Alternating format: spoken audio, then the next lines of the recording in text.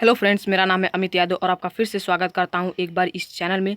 दोस्तों, आज हम क्या पढ़ेंगे? आज हम पढ़ेंगे what is democracy, why democracy, civics का पहला चैप्टर जो कि है। इसे हम पूरे डिटेल में आज से देखेंगे। तो देखिए क्या है इस चैप्टर में हम क्या पढ़ेंगे। हम पढ़ेंगे कि डेमोक्रेसी क्या है, उसके फंक्शंस के बारे में, और कुछ ऐसे कंट्रीज़ के एग्जांपल भी देखेंगे जो अपने खुद को तो डेमोक्रेटिक कंट्री कहते हैं, पर असल में वो कंट्री डेमोक्रेटिक होती नहीं है। जैसा कि आपको पता है कि मैंने फ्रेंच रिवॉल्यूशन का पहला चैप्टर कंप्लीट कर दिया है। तो सबसे पहले हम क्या करेंगे, जो सीबीएसई ने नया करिकुलम निकाला है कि टर्म 1 टर्म 2, तो सबसे पहले टर्म 1 और टर्म 2 के अंदर जितने भी चैप्टर आएंगे उसे पहले कंप्लीट करेंगे, फिर हम टर्म 2 के आगे बढ़ेंगे। तो हमारा जो सिविक्स का पहला चैप्टर है ये भी टर्म 1 का ही पार्ट है, और आप फ्रेंच रिवॉल्यूशन का चैप्टर हमारे चैनल में जाकर आप देख सकते हैं। मैंने बहुत ही डिटेल में बताया है, पार्ट वाइज भी किया है और फुल चैप्टर भी बताया है। तो चलिए इस वीडियो को स्टार्ट करते हैं। तो सबसे पहले हम देखेंगे डेमोक्रेसी। डेमोक्रेसी क्या है? डेमोक्रेसी का पहले डिफिनेशन देखिए। अगर आपको डेमोक्रेसी के चैप्टर के बारे में पढ़ रहे हैं और आपको डेमोक्रेसी का डिफिनेशन ही नहीं पता तो क्या पढ़ने का क्या मतलब। तो देखिए डेमोक्रेसी का डिफिनेशन क्या है। Democracy is a form of government in which people are elect rulers, या फिर democracy is a form of government in which rulers are elected by the people. दोनों का मतलब एक ही है, बस थोड़ा सा वर्ड इधर उधर है। डेमोक्रेसी एक ऐसा फॉर्म है गवर्नमेंट का जिसमें जो रूलर्स हैं वो पीपुल के द्वारा इलेक्ट होते हैं, या फिर पीपुल उन्हें चुनते हैं, इलेक्ट करते हैं। दोनों का एक ही मतलब है, बस थोड़ा वर्ड अलग अलग है। तो आपको जो मन वो लिख सकते हैं, पर आपको ध्यान देना है, अर्थ एक ही होना चाहिए। तो आप याद कर सकते हैं, democracy is a form of government in which rulers are elected by the people, या फिर जो लिखा है वो याद कर सकते हैं। अब देखिए जैसे इंडिया, यूएसए, ये इसमें यहाँ पर इंडिया में भी जो रूलर्स हैं उसे इलेक्ट करके चुने जाते हैं। तो इंडिया भी एक डेमोक्रेटिक कंट्री है, यूएसए भी एक डेमोक्रेटिक ही कंट्री है, वहाँ पर भी सेम प्रोसेस है। अब देखिए नॉन डेमोक्रेसी क्या होता है। डेमोक्रेसी तो नॉन डेमोक्रेसी उसका उल्टा होगा। तो देखिए non democracy is a form of government in which people not elect the rulers. Non democracy एक ऐसा फॉर्म है गवर्नमेंट का जिसमें जो पीपुल हैं वो अपने रूलर्स को इलेक्ट नहीं करते हैं, वो अपने खुद नहीं चुनते हैं। वो जो रूलर्स होते हैं वो खुद ही अपने आप को रूलर्स बना लेते हैं। जैसे एग्जाम्पल में आप देख सकते हैं Myanmar dictators, Saudi Arabia. Myanmar में क्या हुआ है, अरे आर्मी रूल करती है।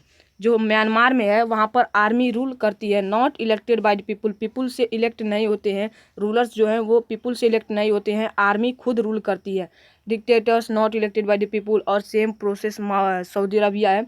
सऊदी अरबिया पे monarchy not elected by the people. जो मोनार्ची मतलब कि जो राजा वाले रहते हैं वो भी पीपुल के द्वारा इलेक्ट नहीं होते हैं। मोनार्ची चल रही है सऊदी अरबिया में भी, तो मोनार्ची का मतलब वही होता है कि राजाशाही तंत्र, जिसमें पीपुल इलेक्ट नहीं होते हैं। पीपुल का अगर इलेक्ट जिस भी कंट्री में जो रूलर्स हैं वो पीपुल से इलेक्ट हो रहे हैं, कि समझिए वो कि एक डेमोक्रेटिक कंट्री है, उसे डेमोक्रेटिक तरह से चलाया जा रहा है। केवल एक ही पॉइंट नहीं है कि अगर किसी कंट्री में पीपुल जो है वो अपने रूलर्स को इलेक्ट कर रहे हैं तो वो डेमोक्रेटिक कंट्री कहा गया। और भी बहुत सारे फंक्शन है डेमोक्रेसी के, उसके बारे में हम पढ़ेंगे। तो चलिए देखते हैं सबसे पहले। और देखिए ये आपको जो एग्जांपल हैं इनको भी थोड़ा याद रखना है कि आपको पूछा जा सकता है, या फिर कोई पूछ लिया कि बता दो कि कोई एग्जाम्पल बताओ नॉन डेमोक्रेसी का जहाँ पर डेमोक्रेसी को फॉलो नहीं किया जाए।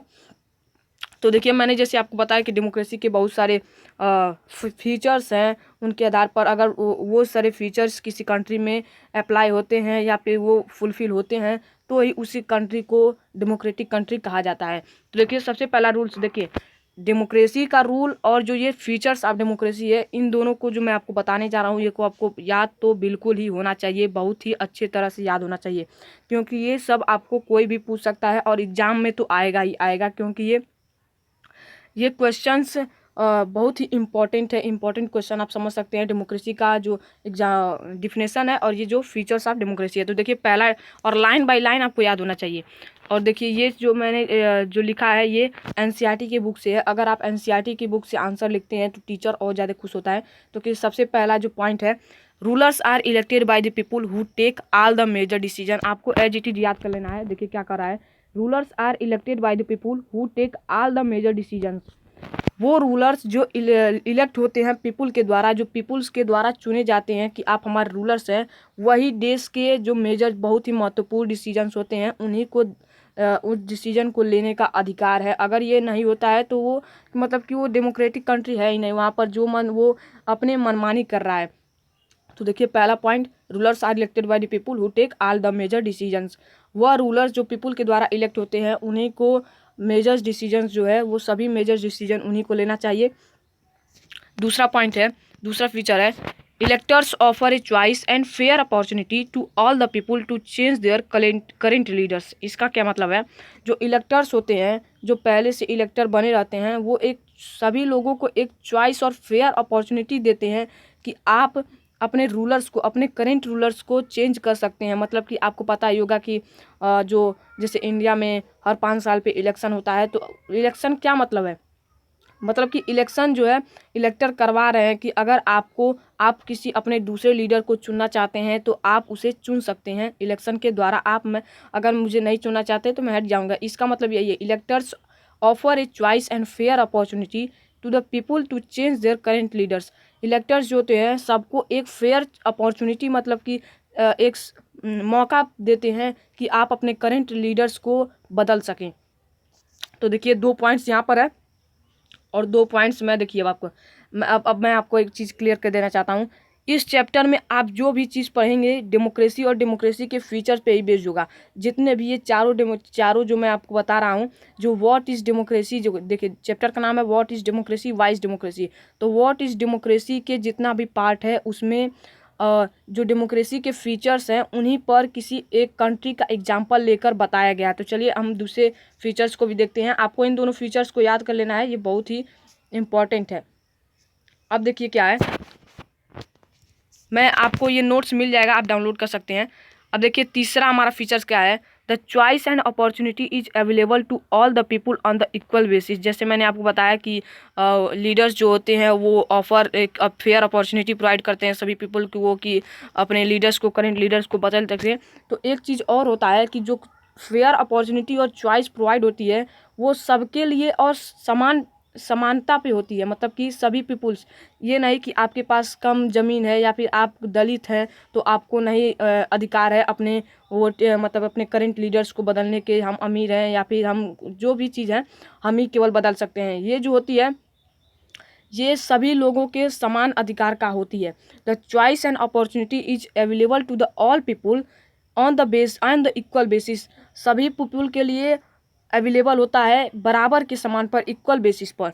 और चौथा फीचर है, it is a form of government where the elected leaders have to do some functions and respect some rights of the citizens. यहाँ पर क्या कहने की कोशिश कर रहा है, यह गवर्नमेंट का ऐसा फॉर्म है, डेमोक्रेसी गवर्नमेंट का ऐसा फॉर्म है जहाँ पर जो लीडर्स होते हैं उन्हें कुछ फंक्शंस रहते हैं, उनके पास कुछ पावर रहती है कि जो मतलब जो वो सिटीजन्स के राइट में, अगर उनके पास, जैसे कि उनके पास अगर पावर आ गई है, लीडर्स हैं उनके पास अगर पावर आ गई है, तो ये नहीं कि मैं उनको जो मन वो करें। वो जो डिसीजंस ले रहे हैं वो पीपुल्स के, सिटीजन्स के राइट्स में होना चाहिए। और जो कॉन्स्टिट्यूशन या फिर जो रूल लिखे गए हैं उस कंट्री के, उसके मुताबिक होना चाहिए। आपको मैं आगे बताऊंगा कि ऐसे बहुत सारे कंट्री हैं जो अपने मनमानी करते हैं, यहाँ तक कि अपने कुर्सी को बचाने के लिए वो कॉन्स्टिट्यूशन को भी बदल देते हैं। कॉन्स्टिट्यूशन आपको समझ में आता होगा ना, संविधान के हिसाब से चलना, कॉन्स्टिट्यूशन रूल। तो ये it is the form of government where the elected leaders have to do some function and respect some rights of the citizens. जो गवर्नमेंट है, यह गवर्नमेंट का ऐसा फॉर्म है जिसमें जो इलेक्टेड लीडर्स हैं उन्हें सिटीजन्स के राइट्स में काम करना होता है, उनके मतलब कि उनके सहयोग में काम करना होता है। वो जो डिसीजंस ले वो सिटीजन्स के राइट में हो, उनसे सिटीजन्स का फ़ायदा हो, न कि कोई नुकसान हो। तो ये से 4 फंक्शंस। और अगले वीडियो में हम देखेंगे the major decisions by the elected leaders. अब देखिए यहाँ से क्या होगा कि अब हम जो चारों फंक्शंस पढ़े हैं डेमोक्रेसी के, इसके बेस्ड पर कुछ हमें कंट्री के एग्जाम्पल दिए रहेंगे और उन्हीं के बेस पर हमें एक एक फंक्शंस दिया रहेगा कि किस तरह वो इस फंक्शन का जो है वो अपने देश में इस फंक्शन का प्रयोग नहीं करते हैं और इसके खिलाफ करते हैं और फिर भी अपने देश को एक डेमोक्रेटिक कंट्री कहते हैं। तो ये सब हम आगे देखेंगे। अगर आपको ये वीडियो पसंद आया तो चैनल को सब्सक्राइब करें, वीडियो को लाइक करें और अगले वीडियो के नोटिफिकेशन के लिए बेल आइकन को भी प्रेस कर लें। और इस नोट्स को डाउनलोड करने के लिए डिस्क्रिप्शन बॉक्स में लिंक पर क्लिक करें, आप डाउनलोड कर सकते हैं। तो चलिए मिलते हैं अगले वीडियो में, धन्यवाद।